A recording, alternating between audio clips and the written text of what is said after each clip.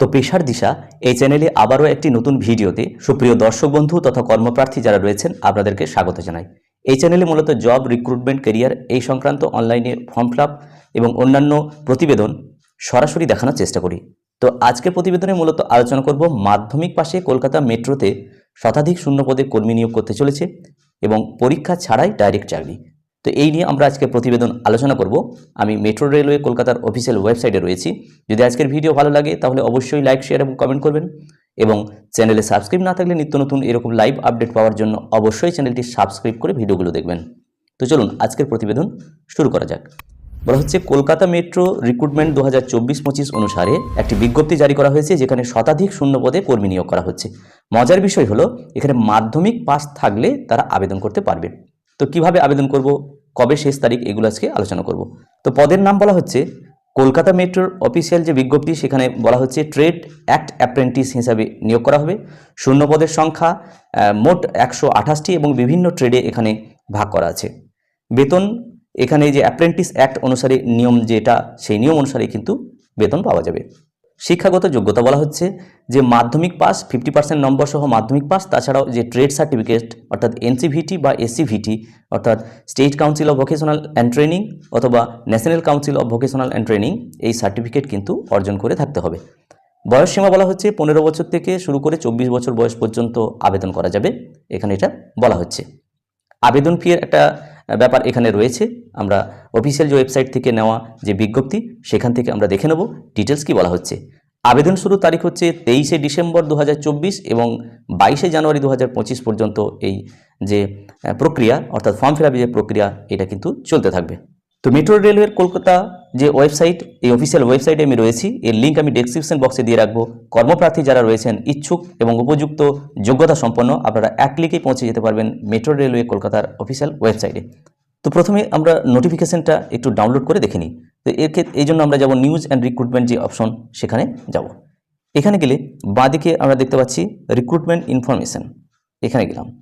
এরপরে রিক্রুটমেন্ট, দেখুন এখানে notification for engagement of act apprentice in metro railway Kolkata for the year 2025-26 এবং 25/11/2024 তারিখে কিন্তু নোটিফিকেশনের ডেট এটা কিন্তু দেওয়া হয়েছে।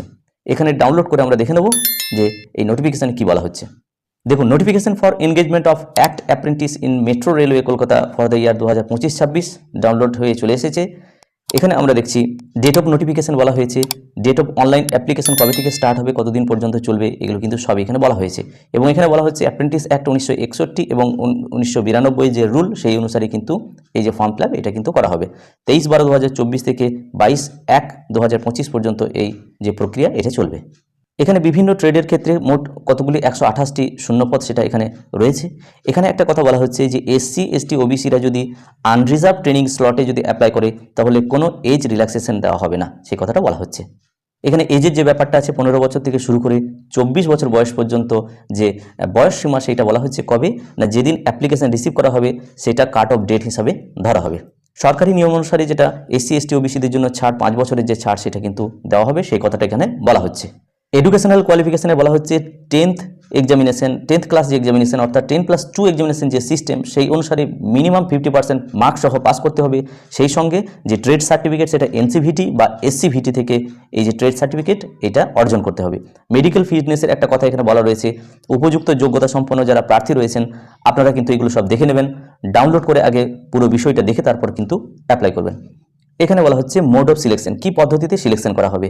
Merit list will be prepared on the basis of the data details fill by the candidate, অর্থাৎ এই অ্যাপ্লিকেশন ফর্মের সঙ্গে যে সমস্ত ডাটাগুলো ক্যান্ডিডেট ফিল আপ করবে সেই অনুসারে কিন্তু মেরিট লিস্ট প্রিপেয়ার করা হবে, এটা বলা হচ্ছে। এবং এই সঙ্গে একটি কথা বলা হচ্ছে, যদি কোনো কারণে ভুল ডাটা অর্থাৎ রং ডিটেলস যদি দেওয়া হয় তাহলে সেক্ষেত্রে তার অ্যাপ্লিকেশন ক্যান্সেল হবে। এবং রেলওয়ে অ্যাডমিনিস্ট্রেশন বোর্ডের ক্ষেত্রে এটা একটা ডিসক্রিপেন্সি ধরা পড়বে, অর্থাৎ ওই যে ক্যান্ডিডেট তার একটা ডিসক্রিপেন্সি থেকে যাবে যদি রং ডিটেলস দেওয়া হয়। এখানে মেরিট লিস্ট প্রকাশের ক্ষেত্রে বলা হচ্ছে পার্সেন্টেজ অফ মার্ক কীভাবে কি কাউন্ট করা হবে সেটা এখানে এক্সাম্পল দেওয়া আছে, আপনারা ডিটেলস এটা দেখে নেবেন। অ্যাপ্লিকেশন ফি নন রিফান্ডেবল 100 টাকা বলা হচ্ছে অ্যাপ্লিকেশন ফি, এবং SC, ST এবং উইমেন ক্যান্ডিডেটের ক্ষেত্রে কোনো ফি লাগবে না সেটাও বলা হচ্ছে। How to apply. প্রথমে বলা হচ্ছে যে বিফোর অ্যাপ্লাই অর্থাৎ অ্যাপ্লাই করার আগে ক্যান্ডিডেট মাস্ট রেজিস্টার দেয়ার নেম, অর্থাৎ যে অ্যাপ্রেন্টিস অ্যাক্টের যে অফিসিয়াল ওয়েবসাইট সেটাতে কিন্তু তাদেরকে ওয়ান টাইম রেজিস্ট্রেশন আগে ম্যান্ডেট করে আসতে হবে, তারপরে অনলাইনে এসে অ্যাপ্লাই করতে হবে মেট্রো রেলওয়ে যে অফিসিয়াল ওয়েবসাইট সেখানে গিয়ে। এবং কি কি ডকুমেন্ট আপলোড করতে হবে সেগুলো এখানে সব বলা আছে, আপনারা এগুলো কিন্তু দেখে নেবেন। কি কি ক্ষেত্রে ইনভ্যালিড অ্যাপ্লিকেশন হবে সেগুলো বলা আছে, যেমন সিগনেচার যদি ক্যাপিটাল লেটার বা ব্লক লেটারে করে সেক্ষেত্রে হবে, আরও কি কি বলা আছে সেগুলো আপনারা দেখে নেবেন, তারপরে কিন্তু অ্যাপ্লাই করবেন।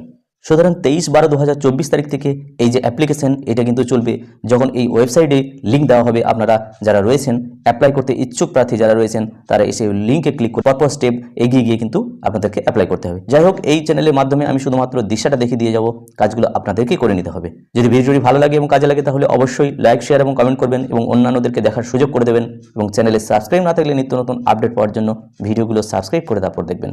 সকলে ভালো থাকুন, সুস্থ থাকুন, ধন্যবাদ।